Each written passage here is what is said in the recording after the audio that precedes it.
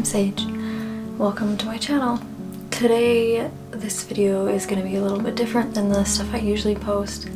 I am going to be talking about sexual assault, so if you don't have the space for that, I would maybe save this video and come back later.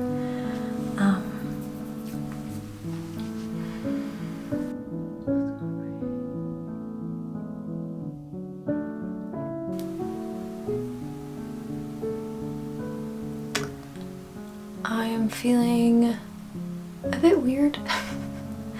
This is not the typical videos that I usually make. I'm usually making, I'm baking something, or I'm in my garden, or I'm showing you some kind of artistic DIY that I've done, or how I've decorated this room or whatever. And so it's definitely a new level of vulnerability.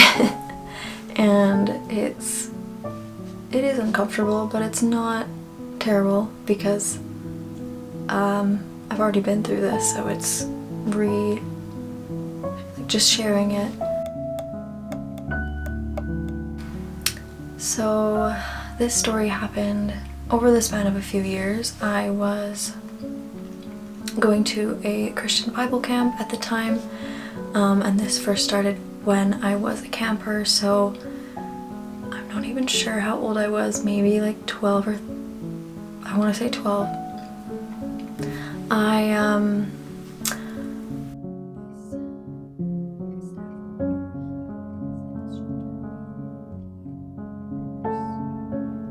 This staff member, he was an instructor for the horse skills, horsemanship aspect of camp, and so I remember going, and I love horses, and I always have, and I always will, and I remember being a camper and getting up on my horse and doing my best, and he would come over to me and just talk to me a lot,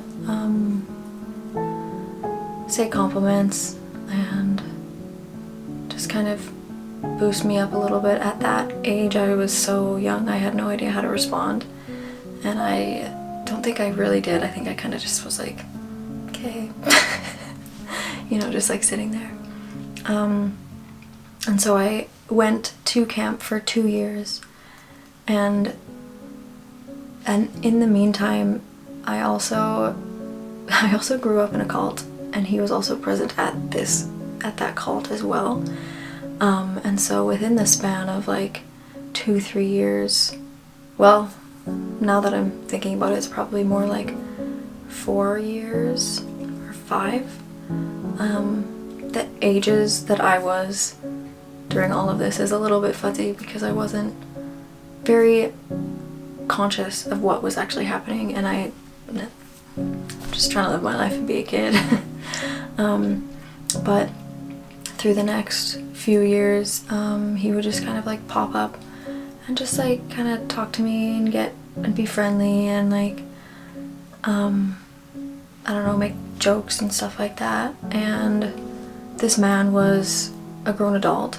I would say he would be at least 10 years older than me. And so the entire time that I was a child and a teen, he was already an adult. So yeah, so this kind of went on for a few years, and then one summer I came back as a camp counselor myself. I started working at this camp, and our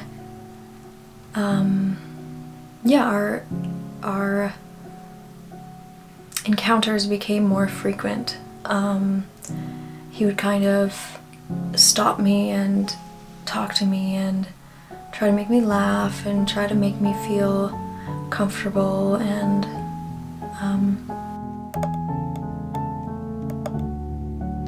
just like felt like buttering me up, kind of just trying to warm me up to him.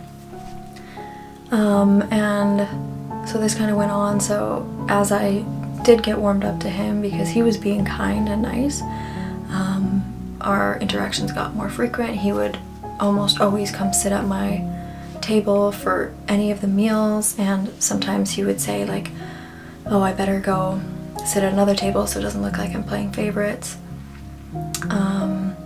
He would be there, like kind of waiting for me, waiting back to talk to me and to hug me. He'd give me massages, and the last time we were kind of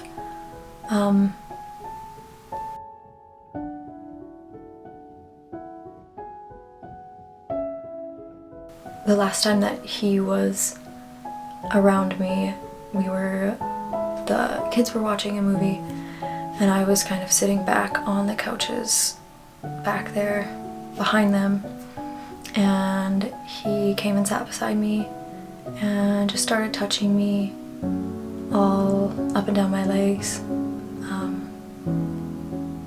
in a very sensual way. And at this time I was 16 and he was later 20s, at least 10 years. I'm not sure exactly his age, but yeah. And then luckily one staff member, I don't know if they just saw then or if they kind of knew it was happening all along, they called him into the office, and that was kind of the last time he ever tried to do anything else.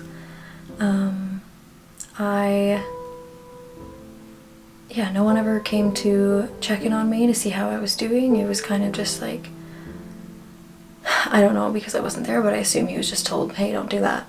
And then it just kind of stopped. But he still was friendly to me at the cult, and there may have been some more times at camp when this staff member wasn't around.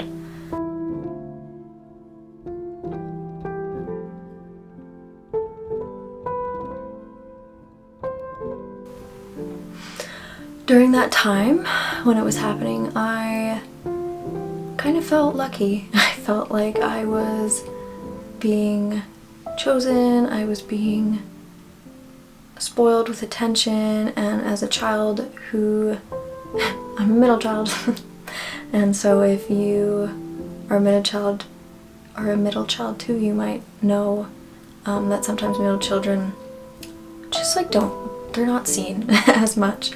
And so I definitely really felt that, and so it felt really nice to be seen, to be sought out, that someone was actively trying to be around me and be my friend or be my whatever. Looking back as I was getting ready to speak to you, I kind of was reminiscing that it kind of felt like, I don't know if reminiscing is the right word, but I was kind of looking back and saying how it felt like it was like he was my boyfriend.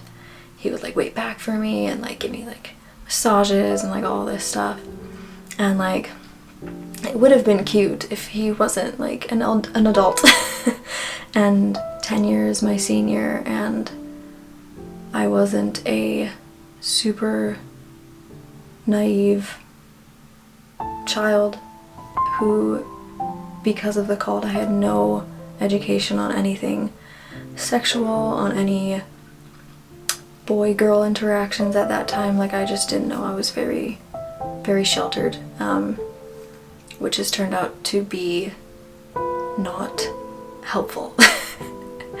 But I'll share more on that later.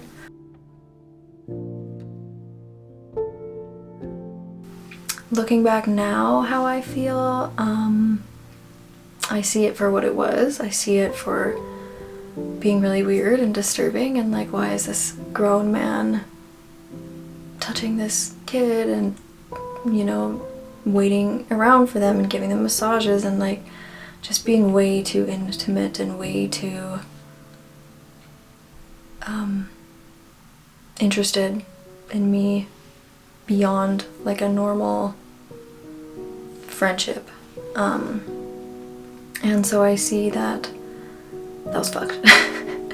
And I was definitely taken advantage of in my naivety and my unknowingness.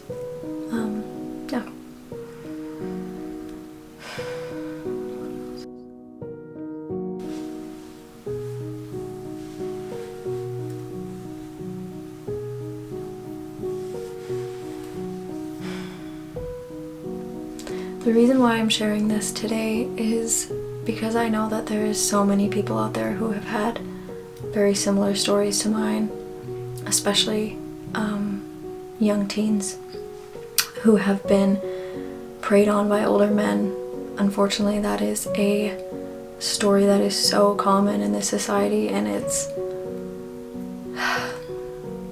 infuriating to say the least. I wanted to share my story to let it out, to take back my power. The whole culture around essay and art wording is shame and blame, and to keep it inside and to keep it hidden and to keep it quiet so that people don't know, to keep the abuser safe. And so I'm saying this today to take back my power and to say that yes, this is something that happened to me and I've healed from it. I've done a lot of therapy, I've done a lot of shadow work, a lot of reflecting, a lot of seeing how I was not to blame, which is a really big thing when it comes to this sort of situation, is that the victim often feels like it's their fault, that they did something wrong, and I just want to say no. That's not it. I was in a women's group a few years back, and the women there were talking about kind of the feelings of shame and blame, and one thing that came up was, how would you have acted if the roles were reversed? Is it something that would have just happened and you had no control over it, or is it something that was purposefully done? A grown man chose this, and as it's not a reflection of me in any way, it's not a reflection of who I was or what I was wearing, and I wasn't wearing anything crazy because I was at a Christian Bible camp and they had very strict rules on dress code. Yeah, so if you're ever struggling with feeling like you are to blame, I would just ask yourself that question. Would I have done the same thing if I was put in that situation? And for me, the answer is always no. There's no need to ever do this. I did end up going to the police a few years later. Once I kind of realized what had happened, it had taken me a while because I was so sheltered from this whole world, I had no idea. And so I did go to the police. I wrote out my report and everything, and I was hopeful. I was very hopeful and expectant that these people would be able to understand and help me and maybe have a little bit of justice and maybe have him be held accountable for his actions. But as I handed the paper back to them, they took a look at it and said, "We can't do anything because you were 16 and that's the age of consent." And it didn't matter that I didn't consent, had no knowledge of what was even happening. It didn't matter about the power dynamic and the age difference and all of this. And I left the station feeling pretty low. But I was still proud of myself for going there and doing that, because it takes a lot to go and write a report and tell the police. Sadly, that wasn't the last time that I would be let down by the justice system. I think if there's anyone out there who's been through that, you kind of realize that it's not always a justice system. There's not always justice.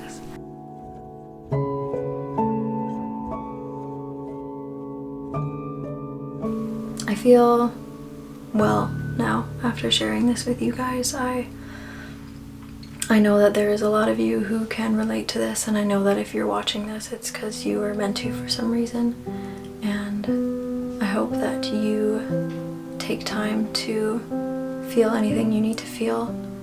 My comment section is opened if anyone would like to share. I am going to be keeping an eye on the comment section just to make sure that it is a safe space for everyone and there's nothing inappropriate being said. Normally I'm not monitoring my comment section for things like this, but I think this is a good exception, this video.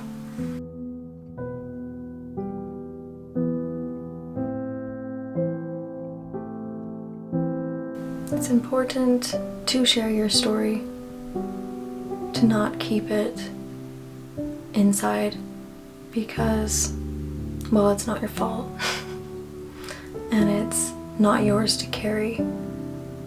If you feel like sharing your story, my comment section is open below. I want to remind everyone to be respectful in the comments. Send love to anyone down there sharing their story and support. Just show the kindness that you would like to be shown yourself. When we share our stories, it's powerful because we can unite, we can find common ground, and we can find healing in each other, in community. Thank you for being here.